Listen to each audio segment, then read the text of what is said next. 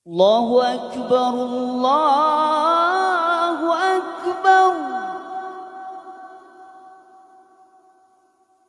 Allahu Akbar, Allahu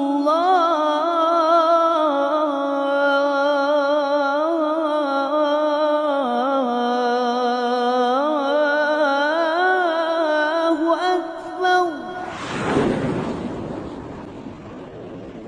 Suara azan menggema dari masjid perusahaan transportasi SAPCO, Saudi Public Transportation Company, yang berada di Tanim, kota Mekah.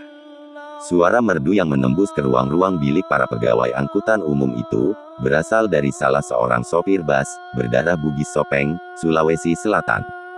Dia adalah Khairil Anas, yang oleh kawan-kawan, akrab dipanggil Pak Daeng. Asyhadu an la ilaha. Hampir setiap tiba waktu sholat, Daeng Khairil lah yang selalu azan di masjid perusahaan itu. Tidak jarang pula, orang-orang mendapuknya untuk sekalian menjadi imam sholat apabila imam sholat tetapnya berhalangan datang.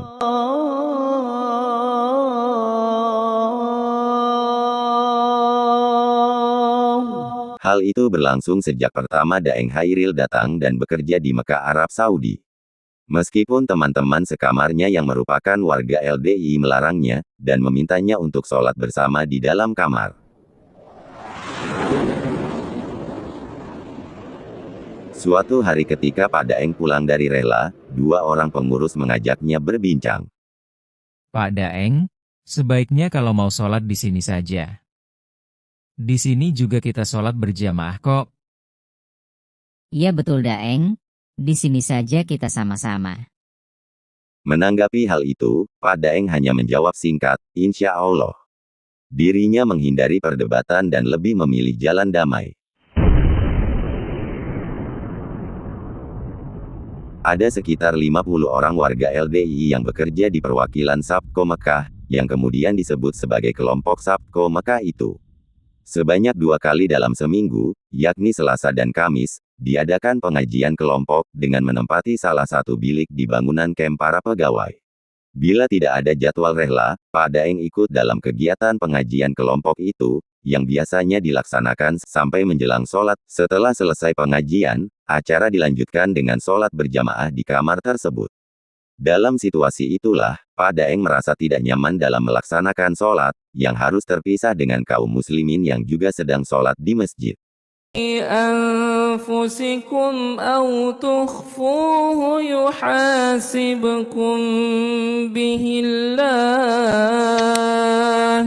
Sebuah situasi yang menimbulkan dilema, antara memilih tetap bersama komunitas itu, atau bergabung bersama kaum muslimin.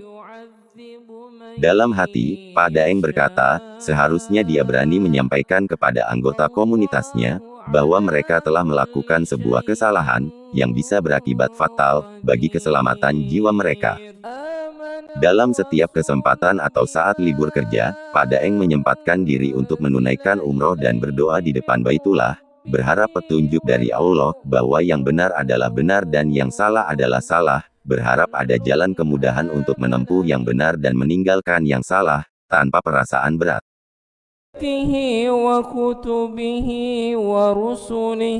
Satu kali dalam sepekan, yakni setiap Jumat pagi, anggota LDI yang ada di wilayah kota Mekah, yang kebetulan libur kerja, akan berkumpul di rumah Sabil, di daerah Al-Nuzah. Di tempat itu mereka melaksanakan pengajian tingkat desa. Pengajian desa dimulai jam 9:30 pagi, dan berakhir menjelang sholat Jumat. Jangan membayangkan, mereka akan berbondong-bondong ke Masjidil Haram untuk sholat Jumat.